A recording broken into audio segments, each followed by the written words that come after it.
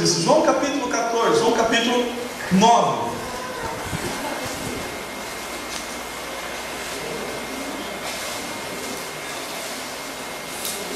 Falei capítulo 9, na realidade capítulo 4, versos de 31 até 38. João capítulo 4, versos de 31 até 38. E deixa sua Bíblia já entre os dedos, aberta primeiramente lá no livro de Gálatas capítulo 6. Gálatas capítulo 6. Eu quero fazer um paralelo aqui de textos, paralelo com dois textos ricos que vão nos desafiar.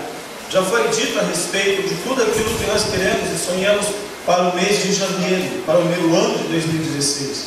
E eu acredito que o ano de 2016 ele possa ser sim diferente e ele possa ter um respaldo muito maior quando isso daqui se tornar uma realidade na sua vida. Não erreis, versículo 7 do capítulo 6 de Gálatas. Deus não se deixa escarnecer, porque tudo que o homem semear, isso também ceifará.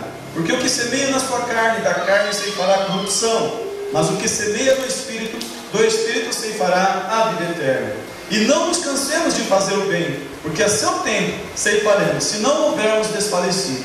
Então, enquanto temos tempo, façamos o bem a todos, mas principalmente aos domésticos da fé. Há um desafio no livro de Gálatas. Paulo encerra o seu assunto de tratar na vida daqueles irmãos. A igreja da Galácia era uma igreja extremamente religiosa, era uma igreja extremamente que estava sendo induzida e conduzida pelo farisaísmo. E Paulo então conclui essa epístola, conclui toda a sua exortação que ele trouxe aos Gálatas. Nós já falamos sobre isso, sobre a epístola de Gálatas aqui na igreja, chamando a atenção dele. Você quer ser abençoado? Você quer ser alguém realmente que faça diferença? Você tem que semear, você tem que lançar a semente. E só tem uma forma de você fazer isso: é você começando a caminhar dentro daquilo que Deus acredita, dentro daquilo que Deus compartilha. Às vezes nós queremos nos envolver na obra de Deus, mas do nosso jeito, da nossa forma, na nossa situação.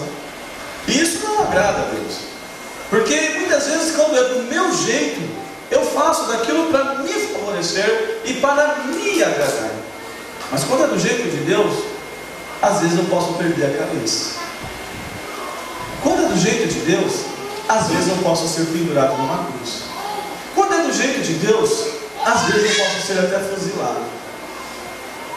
Porque é isso que boa parte dos discípulos receberam. E é isso que muitos irmãos que estão lá no Oriente Médio têm recebido.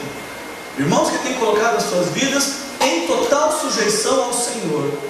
E eles não estão ali recebendo os bens materiais que muitas vezes a gente ouve falar, que as igrejas têm que proclamar, têm que falar, têm que dar. Não, mas eles estão recebendo uma coisa que Jesus Cristo garantiu: deixo-vos a paz, a minha paz vos dou, não vou lá dou como o mundo dá. Gente, não tem prêmio maior, não tem prêmio melhor do que nós sermos galardoados com a graça e com a paz de Deus. Não tem recompensa melhor do que nós sabermos que nós estamos sendo conduzidos a fazer aquilo que agrada o coração de Deus e que Ele nos chamou para essa responsabilidade. Mas nada disso seria possível se o próprio Jesus também não demonstrasse isso através do seu exemplo de vida, através da sua praticidade. E João capítulo 4 exemplifica exatamente esse teor, de que nós temos que semear, não importa quem, não importa quando, a nossa responsabilidade é semear. Existe uma perspectiva no meu coração ao longo desse ano, e eu oro a Deus para que isso aconteça. A nossa igreja precisa avançar, precisa romper as barreiras. Precisamos fazer com que essa igreja seja uma igreja que influencie vidas na nossa comunidade. A nossa comunidade tem se perdido em meio a pecado de prostituição. A nossa comunidade tem se perdido em meio a pecado de drogas. Quando você vai nas escolas, nós temos diretores aqui inclusive que podem testificar disso. Você vai na escola, você vê jovens cativos pelas drogas. Você vai na escola, você vê meninas cativas pela prostituição. Você vai nos arredores da nossa cidade, você vê pessoas cada vez mais perdidas, sem condições de saber para onde estão indo. E sabe quem é que pode trazer a solução para a vida delas? Eu e vocês. Nós somos os únicos que podemos fazer isso. Porque Jesus nos deu essa responsabilidade. Jesus nos conduziu a isso. Portanto, pastor, quer dizer que eu estou vendo a pessoa lá numa situação complicada e eu tenho que ir até ele? Sim, porque era isso que Jesus faria. Olha lá. Entretanto, entrando seus discípulos, versículo 31, lhe rogaram, dizendo: Rabi, come. Porém ele lhes disse: uma comida tenho para fazer, que vós não conheceis. Então os discípulos diziam uns aos outros: trouxeram-lhe porventura alguém de comer? Qual era a prioridade de Jesus? Qual é a essência de Jesus? Jesus está nos chamando a atenção nesse texto de que ele tinha prioridades, ele tinha urgência em determinadas coisas, urgências e prioridades que faziam com que ele, Jesus, deixasse até aquilo que era essencial para o seu físico manter-se firme. Às vezes nós temos visto, nós temos escutado tantas e tantas situações de pessoas que estão dentro das igrejas e elas estão buscando satisfazer propriamente dito. Eu quero ir para a igreja porque eu quero ver Deus falando comigo, eu quero que Deus mude a minha história, eu quero que Deus faça acontecer, eu quero que Deus transforme a minha família, eu quero que Deus transforme a minha vida financeira. Mas você só quer. Você só quer. E o que Deus quer? E Jesus traz isso bem prático, quando ele chama a atenção dos discípulos, dizendo o seguinte, quando eles perguntam para eles: Rabi, come. Jesus estava com fome, estava caminhando já um bom tempo, estava com sede, inclusive ele para ali para beber água, a mulher samaritana serve água para eles, os discípulos vão comprar comida para que eles possam comer, e Jesus então aproveita a situação com aquela mulher que era alguém desconhecida, mulher que era alguém que a sociedade não aceitava, porque ela era uma mulher da vida, ela era uma mulher que tinha um histórico muito ruim, mulher que era religiosa, contrária à religião que Jesus professava. Aquela mulher não tinha nenhuma condição de ter Jesus falando com ela. Mas Jesus não importou-se com isso, não importou com a religião dela. Jesus não importou com ela no sentido se ela era mulher ou se ela era homem. Jesus não se importou se ela era alguém que estava devendo ou alguém que deixava de dever. Jesus olhou para o coração do ser humano. E naquele coração do ser humano, Jesus viu alguém que necessitava da graça de Deus. Jesus viu alguém que carecia da misericórdia. E é quando a gente olha para Jesus, que quando contempla uma pessoa que é carente da graça, que é carente da misericórdia, todas as prioridades, todas as necessidades tomaram o segundo lugar. E o que tornou em primeiro lugar é o que Jesus fala: uma comida tenho a fazer, a que vocês não conheceram. E os discípulos então perguntam: alguém porventura trouxe a ele comida? Alguém trouxe a ele de comer? Jesus então olha para eles e chama a atenção dizendo o seguinte: a minha comida é fazer a vontade daquele que me enviou e realizar a sua. Qual é a minha prioridade? Qual é a minha urgência? Qual é a minha necessidade? Igreja Batista de Itararé, nós temos que entender que Jesus nos chama e nos desafia a nós querermos assumirmos o nosso lugar no reino com a sua prioridade, com a sua vontade. Jesus nos vocaciona, Jesus nos chama agora para algo mais sério, para algo mais pesado, para algo mais comprometido. Agora nós precisamos colocar de lado aquilo que é o nosso querer e começarmos a semear e começarmos a lançar. Precisamos aprender a fazer isso. E vocês, como foi dito aqui, nós temos escutado a palavra de Deus periodicamente. A palavra de Deus tem sido falada aos nossos corações todos os domingos. Eu deixei aqui para falar aos irmãos homens fiéis, homens que eu confio, não é qualquer um que eu confio o púlpito não. Eu saí daqui, os irmãos escutaram a escola bíblica dominical, escutaram homens fiéis. A palavra de Deus, mesmo eu estando ausente ou presente, ela tem sido pregada. E a gente não precisa precisa agora, a gente tem que entender o seguinte, que não dá para só encher, nós temos que começar a compartilhar dessa palavra. Nós temos que começar a fazer com que a nossa prioridade também seja algo daquilo que agrade o coração da pessoa de Deus. A minha vontade qual que é? A minha vontade é fazer aquilo que agrada o coração do Pai. E a minha comida é fazer a vontade dele. O que preenche, o que vai me satisfazer, o que vai me trazer prazer, o que vai me trazer sustância, o que vai me trazer condições de respirar, condições de avançar. É o que Jesus nos chama. Jesus chama a igreja, Jesus chama os seus discípulos a essa responsabilidade. Então a minha prioridade tem que ser querer fazer a vontade de Deus. Bom, você tem aí 336 dias praticamente para fazer isso. E você vai ter uma escolha todos os dias. Todos os dias. E quando você falar, Deus, eu quero isso para a minha vida, você pode ter certeza que o diabo, nosso inimigo, ele vai arrumar situações para que você desista disso. Ele vai levantar percalços, ele vai levantar obstáculos para que você desista. Mas se você continuar firme, você vai ver que você vai sair vitorioso. Se você perseverar, você vai ver que você vai sair vitorioso dentro daquilo que Deus quer para a sua vida. É entender qual é a sua prioridade. Quando você disse, Jesus, eu quero o Senhor no meu coração, você morreu para si mesmo. Você abriu mão da sua própria vida para querer viver a vida de Jesus Cristo. Em Gálatas 2:20 deixa muito claro isso: eis que vivo não mais eu, mas é Cristo que vive em mim. Então a sua vontade, a partir daquele instante, deixou de ser sua para ser a vontade de Deus. A sua prioridade deixou de ser sua para ser a prioridade de Deus. Os seus desejos deixaram de ser seus para serem os desejos de Deus na sua vida. Agora, vale dizer que todas as vezes, particularmente, em que eu coloquei a vontade de Deus em primeiro lugar sobre a minha vida, não foi Deus o privilegiado. O beneficiado não foi Deus. Sempre foi eu. Eu sempre saí ganhando quando eu resolvi honrar a Deus. Porque existe um princípio muito interessante. Honre a Deus. E Deus te honrará. Coloque Deus em primeiro lugar na sua vida.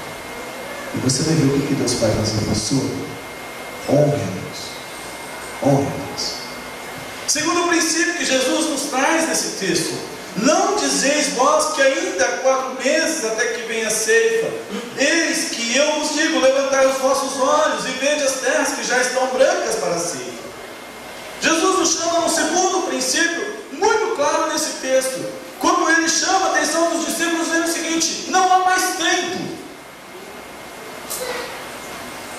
Gente, e isso nos nossos dias está praticamente cada vez mais claro. Cada vez mais está se tornando notório. Não existe mais tempo para a gente deixar de falar da graça de Deus. Não existe mais tempo para a gente poder passar adiante e falar, depois eu falo, depois eu compartilho. É claro que você vai ter que compartilhar aquilo que você vive, aquilo que você tem. Ninguém pode compartilhar o que não tem. Se você não tem intimidade com Deus, como é que você vai mostrar Deus na sua vida? Se você não tem envolvimento com a pessoa de Deus, como é que você vai mostrar às pessoas que Deus é grande na sua vida?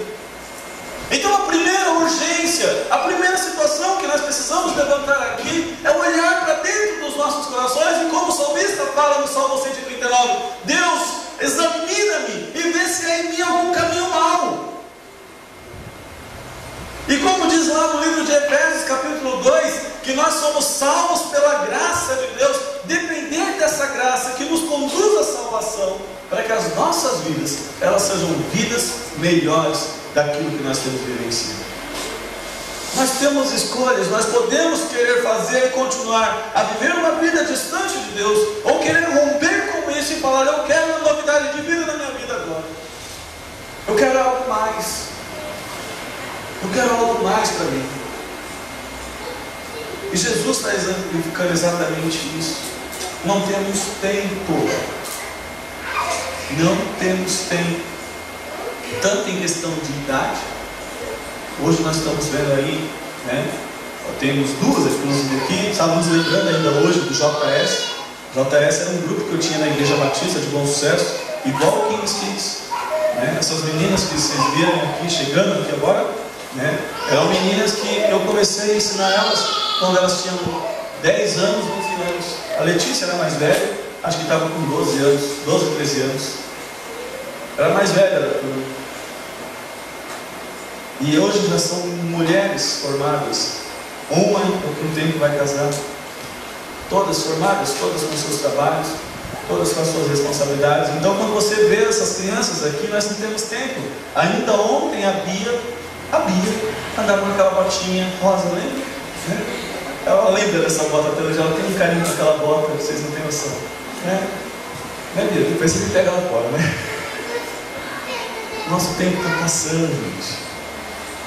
Nosso tempo está indo. Nós precisamos entender que a nossa urgência não está nesse mundo, não está cativa aqui. É legal quando nós temos as novidades, nós temos celulares, nós temos a televisão, nós temos o computador, nós temos carro, nós temos casa, mas tudo isso passa. Tudo isso vai. O que permanece é a vida eterna. E é isso que a gente tem que compartilhar com as pessoas. Eu sou grato a Deus porque Ele me salvou. Você é grato porque Deus te salvou? Amém. Você tem certeza disso que você acabou de dizer? Amém, bem convicto? Você é grato a Deus porque Deus te salvou? Amém. Então por que você tem deixado de compartilhar? Às vezes aquele que você deixou de falar hoje, amanhã talvez ele não tenha oportunidade de abrir os olhos. O tempo está passando, igreja, e nós precisamos voltar a entender que o mundo exige que nós, como crentes, sejamos o sal e a luz, a referência de norte e a referência de sabor de paladar.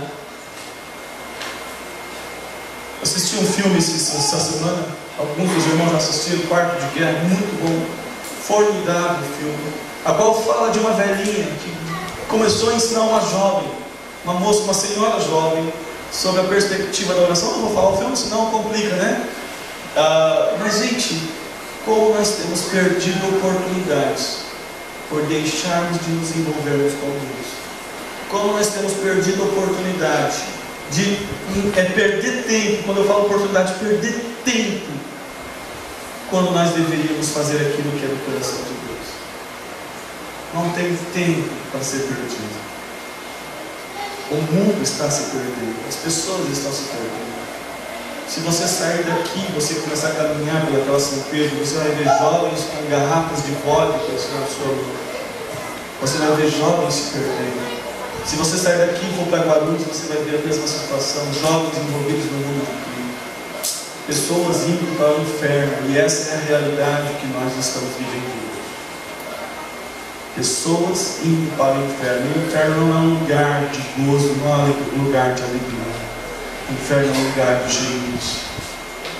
E aqueles que estão na igreja, que ainda não compreenderam de que você tem uma única prioridade, que ainda não compreenderam que você não tem tempo, talvez você vai ouvir nos últimos dias, no dia final, quando você estiver frente a frente com Jesus, quando você poder falar, agora Senhor, eu vou para o céu, Jesus vai olhar para ti e falar, apartai-vos de mim, malditos, porque eu não vos conheço. Que terrível vai ser esse dia. E por que, Senhor, o Senhor não me conhece? Porque você tinha prioridade, mas você preferiu as suas prioridades. Você não tinha tempo, mas para tudo aquilo que era para você, para o seu benefício, você arrumou tempo. E a mim você deixou de lado. Existe uma terceira verdade, e essa verdade se encontra no versículo 36.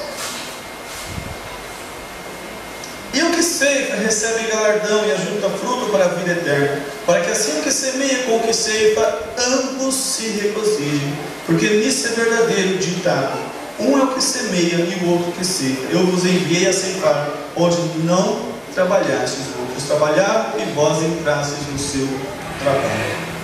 Então a terceira verdade que nós temos nesse texto é que não existe tempo para picuinhas. Não existe situações para a gente ficar puxando partidarismo. gente se une, ou a gente dá as mãos, ou a gente pega o desafio pelas orelhas, como se pega, o gado ainda pega pela orelha quando ele é assim, pelo nariz, né, Deus? Pela focinheira ali, derruba ele. Ou a gente faz isso junto, ou então nós vamos perder essa batalha.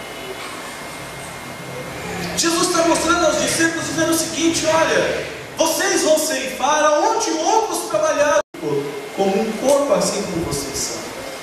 Eu vou enviar vocês a ceifar, mas outros trabalharam semeando. Eu vou enviar vocês a semear, mas depois vai vir outros para ceifar. A gente prega o Evangelho, e eu não sei quem é que vai colher os frutos pelo qual eu tenho anunciado, mas eu oro a Deus para que Deus levante pessoas para que façam isso. Então, nessa noite, eu quero concluir com 3 perguntas. O que você está fazendo com aquilo que você julga que é prioridade? Quais são as suas prioridades? Você tem agora um ano inteiro para definir isso. Ou você segue Jesus, ao qual afirmou: minha comida, minha prioridade, meu desejo, meu prazer é fazer a vontade do meu Pai. Ou você define: minha comida, meu desejo, minha vontade é fazer aquilo que eu quero. Segunda pergunta que eu tenho para vocês nessa noite: por que vocês andam ociosos com tanto trabalho a fazer? Por que a gente deixa o tempo passar? E quando a gente olha para trás, parece que ele passou rapidamente. Não dá mais tempo para nós brincarmos. Não temos oportunidade nisso. O tempo está voando e Jesus está voltando. E eu quero levar ao céu o máximo de pessoas que eu puder, porque eu sei que o diabo vai fazer o mesmo. Ele vai tentar levar o máximo para o inferno que ele puder. Abra suas Bíblias lá em Mateus capítulo 25, 41. Mateus capítulo 25, versículo 41.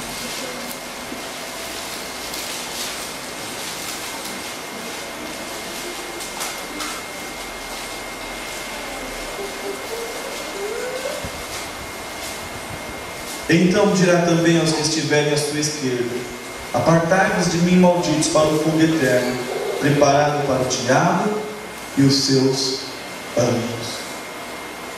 Essas pessoas que Jesus está falando, muitas delas, se você olhar o contexto, são pessoas que conheciam a Jesus, que conheciam o Rei, mas não tinham parte com o Rei. São pessoas que não fizeram da vontade de Deus a sua vontade. São pessoas que não fizeram o tempo que tinham com Deus, o seu tempo. Preferiram viver as suas próprias vidas. E uma terceira pergunta: por que nós podemos, se nós podemos andar juntos, por que muitas vezes andamos isolados?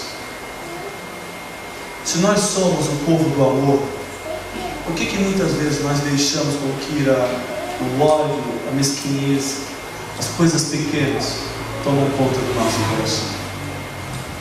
Jesus afirmou: nisso vocês serão conhecidos, se vos amardes uns aos outros. Nós somos o povo do amor. Nós somos o povo para fazer a diferença nesse mundo.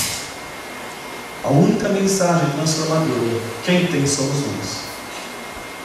Se nós somos o povo do amor, por que muitas vezes olhamos para as nossas próprias vidas? Da maneira como eu comecei, eu quero encerrar a noite de hoje. Pode alguém vir lá para o livro de Gálatas. Gálatas capítulo 6. E você que entendeu essa mensagem, eu queria que você ficasse de pé. Se você não entendeu, se talvez o que o pastor falou aqui não cativou seus ouvidos, não chegou aos seus ouvidos, fique sentado, eu não quero que você levante. Mas se você entendeu o que eu falei, eu quero que você se coloque de pé. E não fique encabulado: puxa, eu não entendi. Não. Se você não entendeu, fique sentado. Mas se você entendeu, coloque-se de pé. Olha o que Deus fala. Versículo 7. Não erreis, Deus não se deixa escarnecer, porque tudo que o homem semear, isso também se fará. O que semeia na sua carne, da sua carne se fará corrupção, mas o que semeia no Espírito, do Espírito se fará vida eterna. Não nos cansemos de fazer o bem, porque a seu tempo faremos, se não houvermos desfalecido. Então, enquanto temos tempo, façamos o bem a todos, mas principalmente aos domésticos da fé. Que Deus nos desafie a sermos semeadores e a fazermos a diferença. Vocês que se colocaram de pé, isso é claro que tem alguns que, puxa, cansado, não dá para ficar em pé. Eu não quero aqui generalizar talvez uma situação ou outra. Mas vocês que se colocaram de pé e que leram esse texto, o desafio a vocês é: semeiem, lance sementes, sejam semeadores. Amém? Pai querido, em nome do Senhor Jesus, eu coloco a vida dessa igreja diante do Senhor. Nós temos grandes desafios ao longo desse ano, desde como povo, como nação, até como igreja local e até mesmo como indivíduos. O nosso país atravessa de uma situação muito complicada, tanto na área política, quanto na área econômica, e tantas situações. E logo, logo, Deus de amor, vamos começar a ver pessoas sem esperança. Pessoas, ó Deus de amor, que vão começar a perder coisas que aos seus olhos eram coisas importantes. E essas pessoas, ó Deus de amor, vão ter a igreja do Senhor como referência de esperança, de amor e de afeto. Que nós possamos, ó Deus de amor, ser a igreja que realmente conduz essas vidas a um relacionamento íntimo com o Senhor.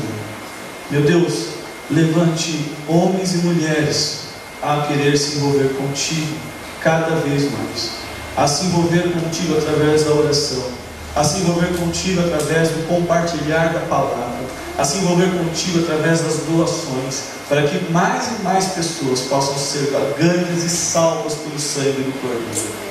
Glorioso Deus, eu te rogo em nome do Senhor Jesus, meu Deus, nos dê um ano diferente de tudo aquilo que nós já vivenciamos.